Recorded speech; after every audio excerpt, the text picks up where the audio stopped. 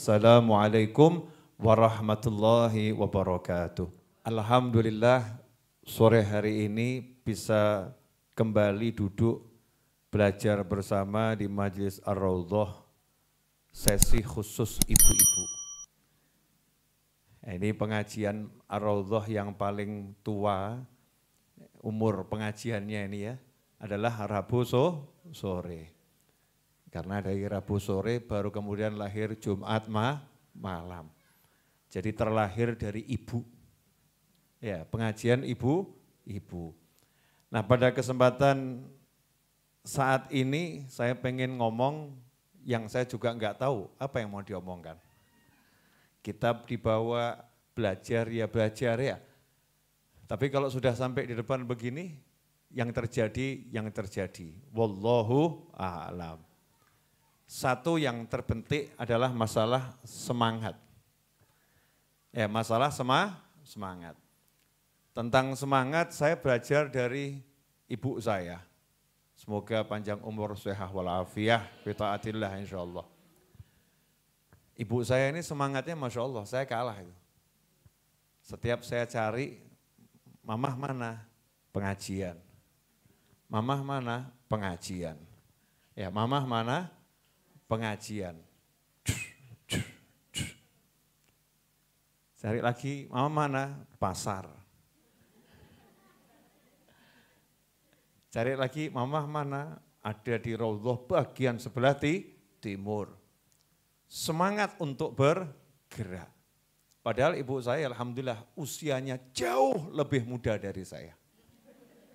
Ya, usianya jauh lebih muda dari saya, mamah saya. Nah, semangat itu bisa merubah seseorang yang kecil jadi punya tenaga yang luar biasa. Merubah seseorang yang sakit menjadi sehat. Merubah seseorang yang sudah divonis menurut pengetahuannya orang-orang yang punya pengetahuan berdasarkan ciri-ciri fisik yang dimiliki, usiamu tidak lebih dari 1 tahun. Itu kalau punya semangat, maka dia bisa hidup lebih menyenangkan daripada orang yang enggak divonis. Ya, semangat. Orang yang enggak punya duit, kalau punya semangat, bergairah. Ditanya, punya duit? Enggak. Tapi aku punya semangat. Karena itu, punya semangat itu penting. Dan al-semangat itu nular. Ya, semangat itu nular. Orang yang enggak bersemangat, kalau di dekatnya orang yang biasa-biasa saja, maka yang biasa-biasa saja akan ketularan jadi tidak bersemangat. Orang yang bersemangat, kalau duduk di sekitar atau di samping orang yang biasa-biasa saja, maka yang biasa-biasa saja akan tertular jadi bersemangat. Karena itu, ya karena pentingnya semangat, berarti kita harus pinter-pinter. Duduk dekat siapa. Nah kalau kita pengen semangat sholat, ya duduk dekat orang yang semangat sholat. Kalau pengen semangat baca Al-Quran, ya duduk dekat orang yang semangat baca Al-Quran. Kalau pengen semangat nikah, nah itu ada tuh ya, yang minta doa sama saya, Habib saya ini kelihatannya udah susah nikah ini. Umur sekian belum dapat jodoh. Ya harus duduk sama orang yang semangat cari pasangan. Jangan buat perkumpulan orang-orang enggak semangat. Jadi temennya ini semua yang memang usianya sudah usia nikah, belum nikah-nikah dan tidak bersemangat. Nanti akhirnya jadi al-malesu. Ya malesnya luar biasa. Kalau pengen semangat cari duit, ya cari nafkah, ya harus duduk sama orang-orang yang semangat cari nafkah. Makanya kalau ada orang yang males-males, itu dilarang ada di dekat Habib Novel bin Muhammad Al-Idrus. Tak suruh males, sana. Ya, nyinggir. Ya, Satiis gak males, Masya Allah ini. Sregep. Kenapa? Wong saya udah rodok males dikumpuli orang males, kan males kuadrat nanti. Jadinya kan mudah tertular. Saya mau kumpul sama orang yang energik, lincah gitu ya, bahasa Indonesianya lincah, tapi enggak kemurungsung, sigap, punya semangat yang luar biasa. Nah kalau kita udah punya teman yang bersemangat, pegang, karena itu kekayaan yang luar biasa, mahal. Ya termasuk dulu saya punya teman, ya ini anaknya juga hadir ngaji di sini, ya almarhum Dr. Hermansyah. Ya almarhum Dr. Hermansyah, semoga Allah merahmatinya di alam barzah sana, amin. Itu Dr. Hermansyah bilang, almarhum, saya itu dulu nyoba pengaruhnya semangat terhadap rezeki. Pengaruh semangat terhadap rezeki. Kalau saya berangkat dari rumah menuju tokonya orang tua saya di Klewer, karena memang dulu dididik gitu, untuk bantu jaga toko. Kalau berangkat ke tokonya orang tua saya di Klewer, berangkatnya itu jalan kaki, saya bersemangat, itu sampai di tokonya laris. Kalau saya itu berangkat dari rumah, naik motor menuju toko, berangkatnya naik motor ya agak malesan, sampai tokonya sepi. Ternyata semangat ya mencari nafkah itu juga berpengaruh dengan datangnya nafkah. Signifikan, semangat. Makanya saya kalau udah urusan cari duit, yang saya ajak kerjasama kok males, langsung saya pecat pelan-pelan. Saya pecat pelan-pelan, maksudnya ya tetap digaji, tapi tugasnya yang lain. Kenapa? Nanti ini kerjaan saya jadi berantakan. Nah sementara kerjaan saya kan cari ilmu, kerjaannya ngajar, ya belajar dan mengajar. Maka di sekitar saya harus orang yang bersemangat. Begitulah dahulu para anbiya wal mursalin, para aulia was solihin, para nabi dan rasul, para wali menjaga semangatnya enggak boleh redup. Makanya ada tips cara agar kita tetap bersemangat, insya Allah akan saya bagi gratis ya pada sore hari ini. Karena kalau ngaji sama Beb Novel itu kan ada gratis, ada bayar. Ya Jumat malam gratis, Rebo sore gratis. Jumat malam gratis, dapat roti, dapat air, dapat kopi, dapat nasi. Masya Allah. Gratis plus. Betul? Rebo sore, alhamdulillah sore, nggak ada judul makan nasi. Ya kan ya? Rebo sore dapat air, dapat kopi, dapat roti. Betul? Gratis. Jadi santri weekend 3 hari tidur di sini gratis, makan snack pagi roti gratis, ya kopi gratis, sarapan pagi gratis, makan siang gratis, snack sore gratis, makan malam gratis, kopi dan teh tersedia. Kopi dan teh tersedia di kamar beserta air gratis selama 3 hari, mulai Jumat sampai Ahad siang, gratis. Pengajian yang lain ya selain itu, kalau saya lagi live di YouTube juga gratis. Yang berbayar cuma satu, Zoom. Nah kalau Zoom berbayar, kenapa? Salah satu cara untuk ya menggratisi yang gratis adalah menarik bayaran dari yang ikut Zoom. Jadi dari jamaah oleh jamaah untuk jamaah. Itu konsep dakwah Habib Novel bin Muhammad Al-Aidrus. Jadi kalau ada yang nanya, kok Zoom-nya bayar toh Bib? Nah iya, buat bayari yang gratis. Cukup Bib? Enggak. Tapi barokah ya, tapi barokah. Nah ini saya share, caranya gimana biar kita bersemangat. Jangan lihat saya bersemangat lah ini. Bersemangat. Ustadz Is tadi semangat, Masya Allah. Semangat mengakhiri. Begitu lihat saya langsung semangat untuk mengakhiri. Nah kenapa saya bersemangat? Karena saya pengen ibu-ibu juga pulang nanti membawa semangat. Minimal kalau ditanya suaminya ikut ngaji Rebu sore dapat apa? Semangat. Masya Allah.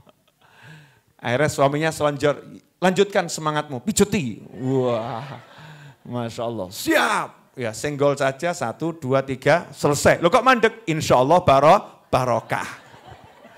Jangan ngomong gitu ya. Jangan bilang kalau yang ngajari Habib Novel. Ini trik dan tips saudara-saudara.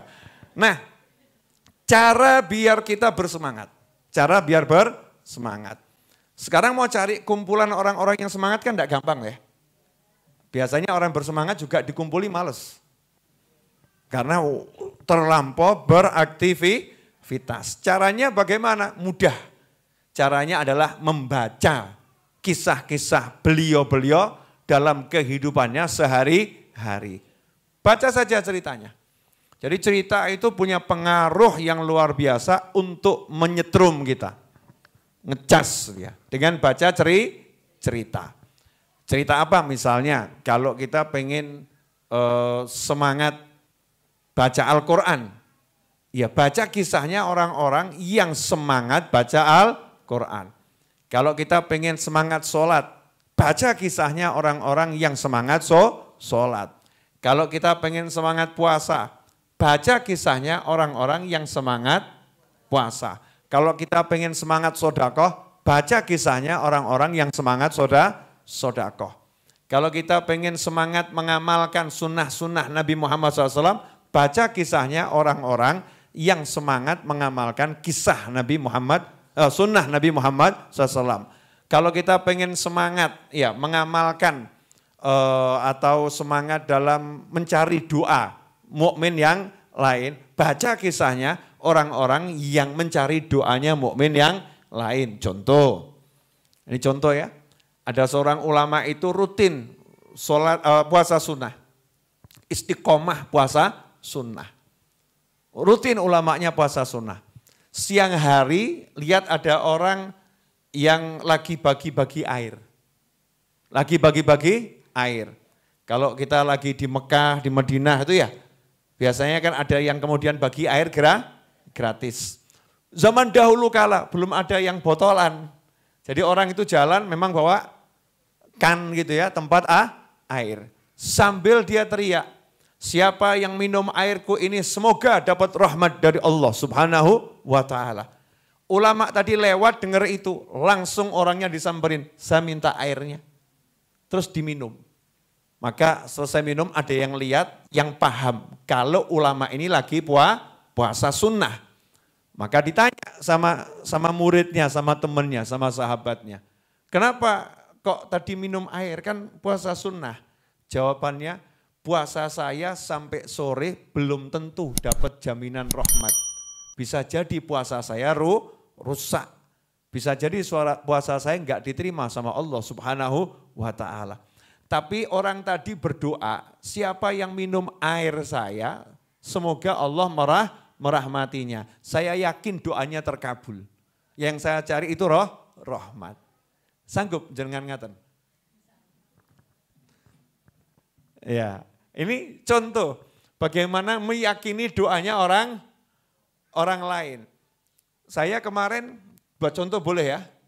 Buat contoh di perapatan. Ya di perapatan. Ada, tapi nanti jangan dicontoh sama yang lain ya. Di perapatan itu ada orang jual koran gitu ya. Dan jual macam-macam. Jual macam-macam. Yang setir Mas Seto. Ditawari, mau ini, enggak. Ini, enggak. Memang enggak butuh juga ya. Enggak butuh juga. Nah, tiba-tiba yang nawari itu ngomong, mados barokah, insya Allah barokah. Terus dia jalan. Saya bilang sama Mas Seto, buka jendelanya. Kenapa? Beri. Ya, yang dia jual beli. Kasih yang banyak uangnya. Mas Seto nanya, kenapa Bib? Saya beli barokah. Saya beli barokah. Ini didoakan dapat berkah. Memang berkah itu harganya unlimited. Nah, ini kalau kita dengar kisah-kisah begini, maka kita kan semangat tuh kalau ada orang doa diyakini. Kadang-kadang enggak. Ada orang doa, Tak dongakno, insya Allah bariki ketemu jodoh nih, gitu kan ya. Jawabannya, amin. Aminnya sama, mungkin. Enggak yakin, betul kan ya? Aminnya itu enggak, apalagi lagi ngeluh, wah cari duit susah, ini kerjaan enggak ada, kok temennya nyeletuk, insya Allah habis ini dapat rezeki, kamu banyak. Mestinya kan amin ya, aminnya semangat. Ini aminnya amin pantas-pantasan tok, amin. Kayak, wah Agus golek kesel gak entuk kok, kamu ngomong insya Allah bariki rezekimu grojok gitu ya. Enggak diyakini. Ini rugi, modal meyakini ucapan yang baik itu adalah sesuatu yang luar biasa. Kalau ada orang yang ngomong yang baik, yakini saja, amini saja. Nanti akan jadi sesuatu yang baik. Nah kadang-kadang kita jadi manusia ini dikasih yang mudah, sukanya yang susah. Dikasih yang gratis, sukanya yang bayar. Dikasih yang gratis bagaimana? Lah modal doa itu kan gratis toh. Betul ya? Tapi kalau modalnya suruh ubet, ya semangat.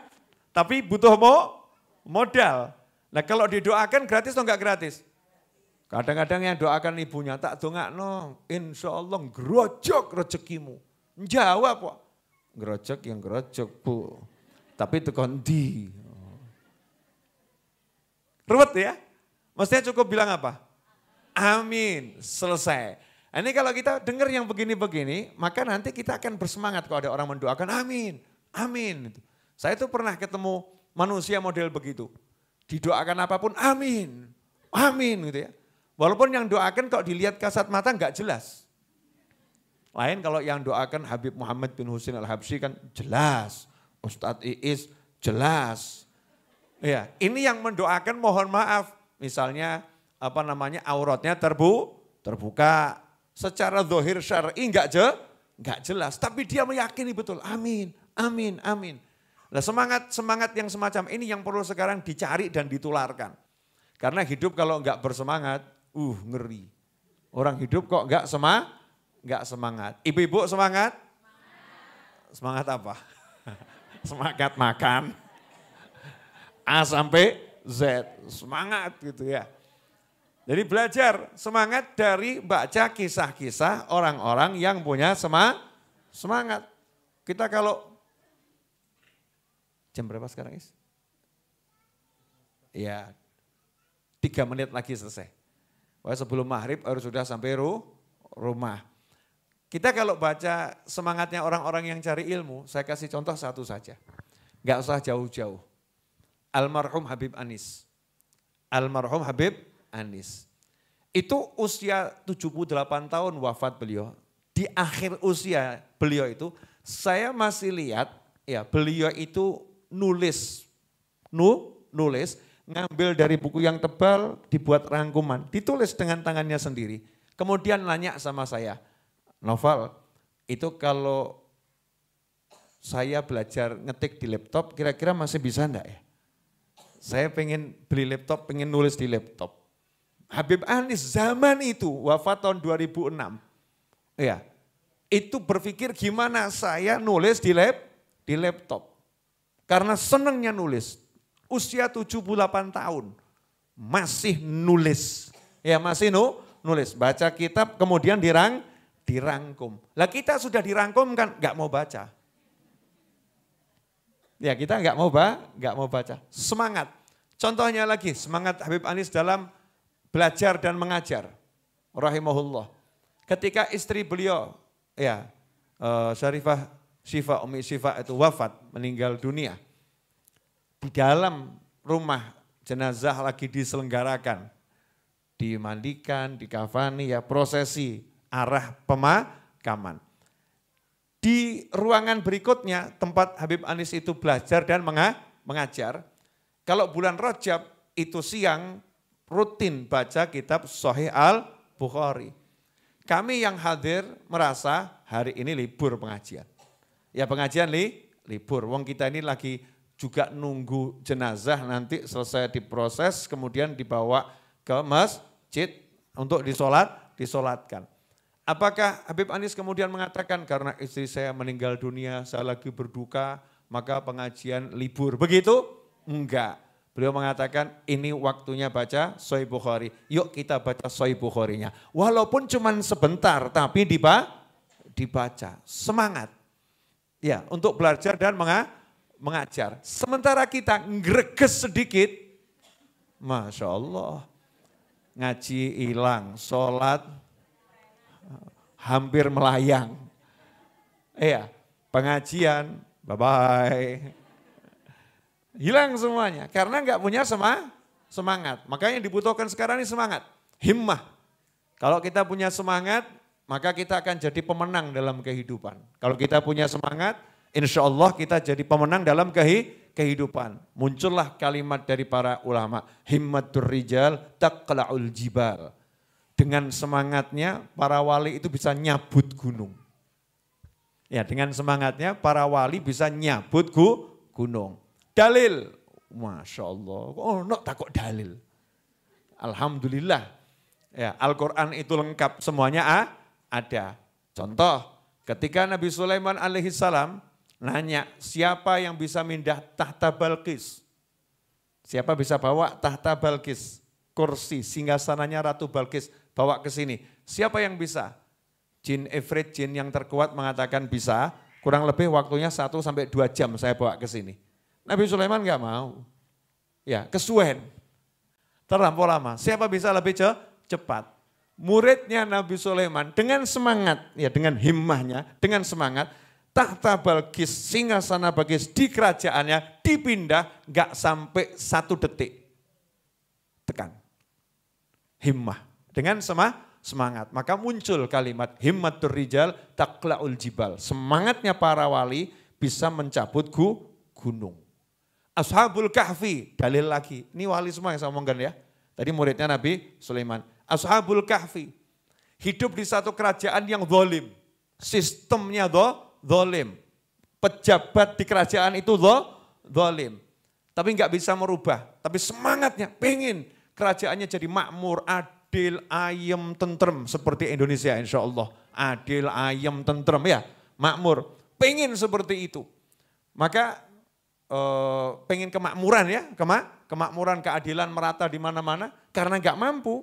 Semangatnya tapi pengen, ya semangatnya pengen karena nggak mampu keluar meninggalkan kerajaannya biar bisa membuat kehidupan yang baru di tempat yang baru. Hasilnya masuk gua, tidur 309 tahun.